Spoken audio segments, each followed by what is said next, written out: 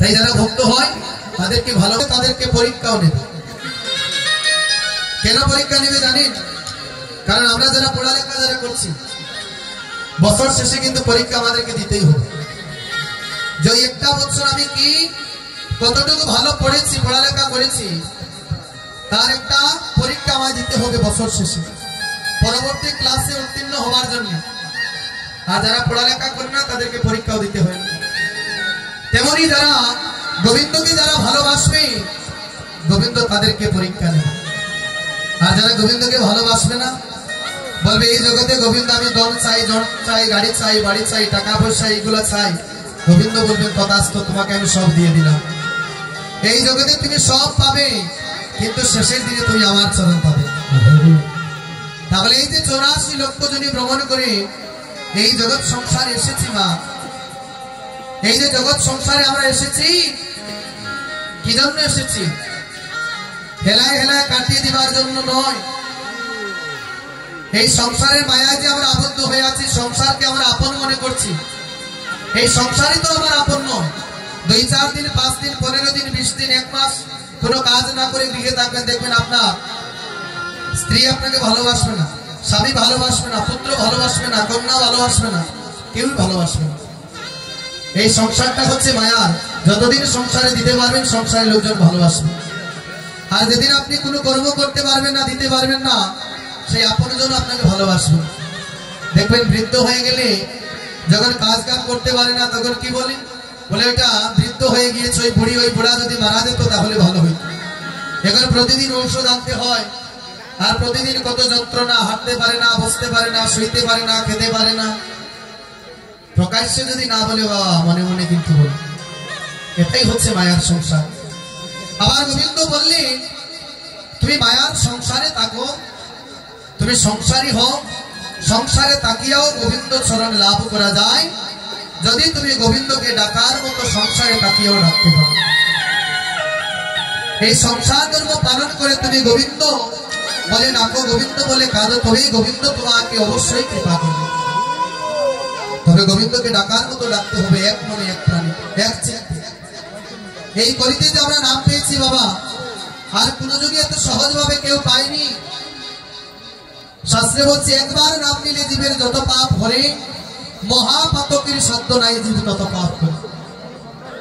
একবার নাম নিয়ে জীবের দেহ থেকে যত পাপ দূরীভূত হয়ে যাবে। এই যে অনেকে আবার বলে, এগুলো হচ্ছে বাস্তবতা, যে প্রতিদিন তিলকমালা পরিধান করে কিন্তু সে মিথ্যা কথা বলে। তিলকমালা পরিধান করে মিথ্যা কথা বলে, তাহলে আমি মালাও পরিধান করবো না, তিলকও পরিধান করবো না, তার মতো আমি মিথ্যা কথা বলবো। কারণ তিলকমালা পরিধান করে মিথ্যা কথা বলতে নেই, এটা পাপ। তাহলে আমার কথা হলো মালা তিলক পরিধান না করে মিথ্যা কথা বললে কি পুণ্য হয়? পুণ্য হয়নি গো। কারণ মিথ্যা কথা বলাই হচ্ছে মহাপাপ। তাহলে তিলক মালা পরিধান করে যদি আপনি 2টা মিথ্যা কথা কম বলেন, তাহলে আপনার ভালো হলো না মন্দ হলো? ভালোই হলো। যখন আপনি ওই বৈষ্ণবের বেশ যখন আপনি ধারণ করবেন, আস্তে আস্তে আপনার পরিবর্তন হয়ে যাবে, অবশ্যই পরিবর্তন হবে। প্রথম যখন মালা পরিধান করেননি, যেই মাত্র গলায় মালা পরিধান করেছেন, এখন মালা খুলে দেখবেন আপনার অশান্তি লাগবে, মনের মধ্যে অশান্তি লাগবে, না আমার মালাটা ছিঁড়ে গিয়েছে, আরেকটা মালা আমার কণ্ঠে দিতেই হবে। দেখবেন আপনারা, তাই তাদেরকে কেউ ঘৃণা কখনো করবেন না। তো নদিয়ার ভাগ্যবতী মনম নাগরী বিষ্ণুপ্রিয়া বেনি অবসান সময়ে ওই সুরদনী গঙ্গার ঘাটে গিয়ে উপনীত হয়েছে। ওই গঙ্গার ঘাটে গিয়ে উপনীত হয়ে ওই গঙ্গার ঘাটে গিয়ে উপনীত হয়ে সেই গৌরবটা দর্শন করেছে। যখন গৌরব দর্শন করেছে, এবার নদিয়ার ভাগ্যবতী মনম নাগরী কাঞ্চনার কাছে গিয়ে বিবরণ বলছে। এই জগতে দেখবেন বাবা, আমরা এখানে যারা আছি, আমরা আমাদের যারা মরমী বন্ধু আছে, মরমী সই আছে, সখী আছে, আমরা মনের কথাকে তার কাছেই প্রকাশ করি, যে আমার ওই মনের বেদনটা বুঝবে, সে আমার দুঃখটা বুঝবে। তাই সকল মনের কথা, মনের গোপন কথা, মনের যে যার কাছে বললে আপনি শান্তি, সান্ত্বনা পাবে, যার কাছে বললে আপনার এই মনের দুঃখটা কিছু দূর হবে, সেই দুঃখের সময় আপনার পাশে থাকবে, সেই হচ্ছে আপনার মরমী বন্ধু। তো তার কাছেই মনের কথা প্রকাশ করবি। মরমী বন্ধু বিহনে যদি মনের কথা যার তার কাছে প্রকাশ করে, তাহলে আপনি কিন্তু অনেক কঠিন বিপদের সম্মুখীন হবেন। তাই মরমের কথা যার তার কাছে বলতে নেই। তাই নাগরী বিষ্ণুপ্রিয়া তার মরম আরেক নাগরীর কাছে গিয়ে বিবরণ বলছে, নাগরী রে, আমি বেলি অবসান কালে, বেলি অবসানে কালে, বেলি অবসানে কালে, বেলি অবসানে কালে আমি গিয়েছিলাম সুরধনী। যখন আমি সুরধনী গেলাম গো নাগরী, ও নাগরী রে, ওই সুরধনীর ঘাটে গিয়ে যখন আমি ওই গোরা রূপ দর্শন করলাম, শোনে শোনে কাঞ্চনা রে, আমি আগে এমন ছিলাম না গো, যেই মাত্র আমি সুরধনী গেলাম, ওই সুরধনীর ঘাটে গিয়ে কুলমান আমি সবই কিছু হারিয়ে, আমি কুলমানে সবই কিছু হারিয়ে গোসাই আমি গিয়েছিলাম সুরধনী, আমি ফেরিয়ে আইলাম গুণমণি। যখন আমি গুণমণিকে ফেরিলাম নাগরী, নাগরীর ওই গলার রূপে যখন আমি দর্শনে করলাম, ওই গলার রূপে দর্শনে করে আমার বলতে যা কিছু আছিল আমি সবকিছু তার শ্রীচরণে সমর্পণ করিলাম। কাঞ্চনা বলছে, বিষ্ণুপ্রিয়া রে, কি রূপ দেখেছ তুমি ওই সুরধনীর ঘাটে? যে রূপে দেখিয়া আজ তোমার মনে ভাব হলো, বলো বলো বিষ্ণুপ্রিয়া, কেমন রূপ তুমি দেখিলে? বিষ্ণুপ্রিয়া বলছে, কাঞ্চনা রে, আমি গৃহে ছিলাম, ভালো ছিলাম, আমি গৃহে ছিলাম, ভালো ছিলাম, কেন যে আমি সুরধনীতে গেলাম, গিয়ে আমি ওই গৌর রূপ দর্শনে করে আমি যে পাগলের মতো হয়ে গেলাম। বলছে, গিয়েছিলাম কেন? ওই সুরধনীতে গিয়েছিলাম বলে আমি এমন উন্মাদিনী পাগলিনী হয়ে গিয়েছি। এবার বলছে, কাঞ্চনা বলছে, নাগরী রে, যারা দেবতা গৃহের সম্মুখে আছেন কৃপা করে একটু সরবেন, দেবতা গৃহের সম্মুখ থেকে সরবেন। বলছে, নাগরী রে, ও নাগরী, শোনে শোনে নাগরী, আমি বেবি অবসান সময়ে সুরধনীতে গিয়েছিলাম, সেখানে গৌরূপ দর্শন করে আমার মনের মধ্যে অনুরাগের সৃষ্টি হয়েছে। তাহলে আমার অনুরাগ, এই যে অনুরাগ, নদিয়ার ভাগ্যবতী মরম নাগরী বিষ্ণুপ্রিয়া আজ যে গৌরূপটা দর্শন করেছে, সেই অনুরাগ হচ্ছে যে যাকে শত সহস্রবার দেখলে, যাকে বারবার দেখলে, শত সহস্রবার দেখার পরেও দেখার স্বাদ পূর্ণ হয় না, যাকে শত সহস্রবার দেখলে আবার দেখার মনে ইচ্ছা জাগে, শয়নে স্বপনে সদায় তার চিন্তা মনের মধ্যেই জাগে, সেটাই হচ্ছে গোবিন্দের প্রতি অনুরাগ, গোবিন্দের প্রতি ভালোবাসা। তো বিষ্ণুপ্রিয়া বলছে, নাগরী রে, আমি যখন ওই বেলি অবসান কালে গিয়েছিলাম সুরধনীর ঘাটে, আমি এই রূপে দেখে আজ নদিয়ার নাগরী বিষ্ণুপ্রিয়ার মনে অনুরাগের সৃষ্টি হয়েছে। তাই বলছে, নাগরী রে, আমরা একটা ওই উত্তরবঙ্গের স্টাইলে একটু কীর্তন করি। বলছে, নাগরী রে, শোনে শোনে নাগরী, অনিরম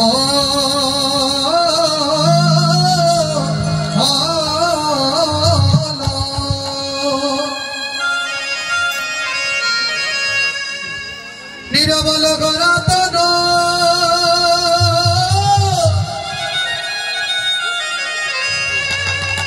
হসিত কাঞ্চন জন আহারে অনির্মল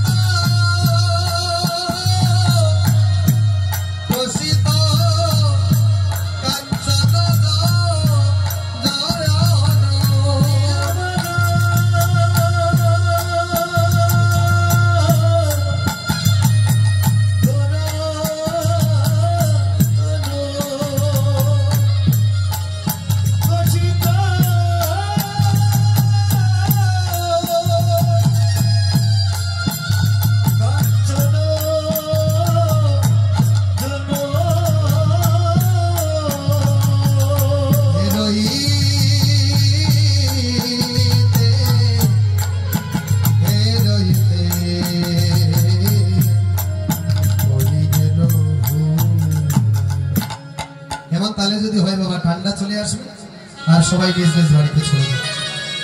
রাধে রাধে। নিরমল করা তনু কষিত কাঞ্চন ধনু আমার হেরইতে পড়ে গেল ভোর। এগুলা হচ্ছে পদাবলীর সুর।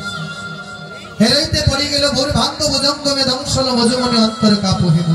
বলছে নাগরী রে আমি সুরধনির ঘাটে আজ কি দেখলাম জানো? আজ ধনির ঘাটে চাঁদ হেরেছি। ও মায়েরা এখানে যারা আছেন গো মায়েরা বোনেরা যারা আছেন এবং ভক্তবৃন্দ যারা আছেন সবার নিকটে আমি আজ ছোট্ট একটা জিনিস চাইব, আমাকে দেবেন? দেবেন গো? টাকা পয়সা কোনো কিছু না, ছোট্ট জিনিস চাইব, দেবেন?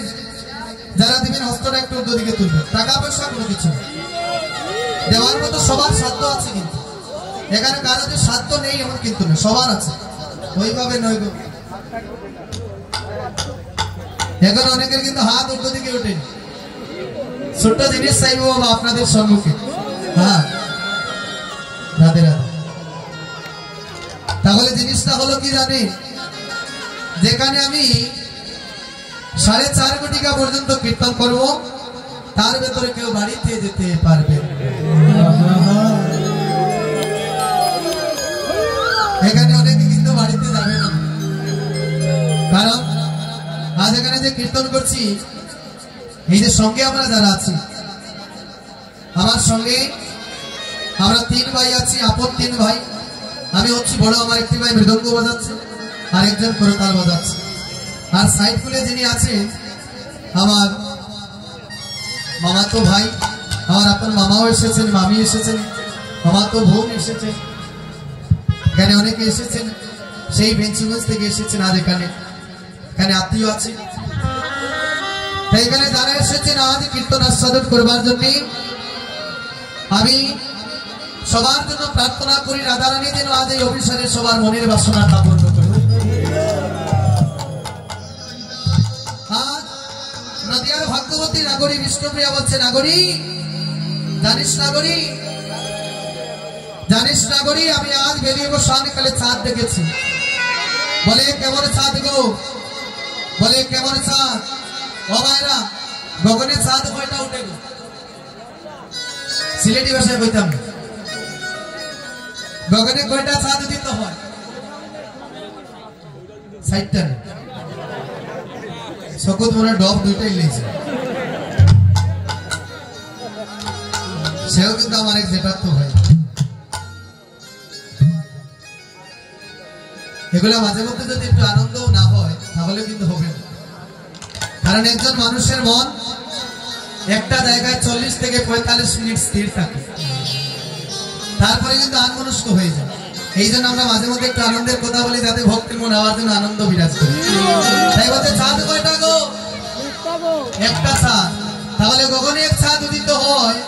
আর এখন যদি কেউ এসে বলে যে নবীগঞ্জ বাজারে এই মাত্র চাঁদ দেখে এসেছে, বাজারের মধ্যে, বিশ্বাস হবে? বলবেন না না, মনে হয় কি মদ খাই আইসে, না হইলে নেশাখোর। সে হচ্ছে নেশাখোর, না হইলে পাগল হয়ে গেছে। তাহলে এটা কিন্তু নয়।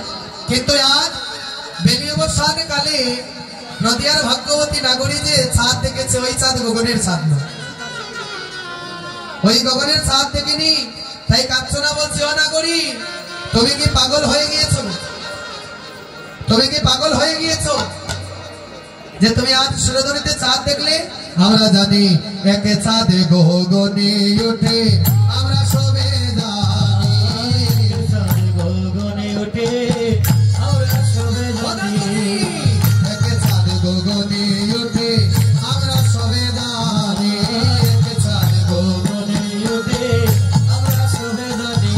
এগো তুমি বলো আর কে চাঁদ উদয় সুরধনী হায় রে,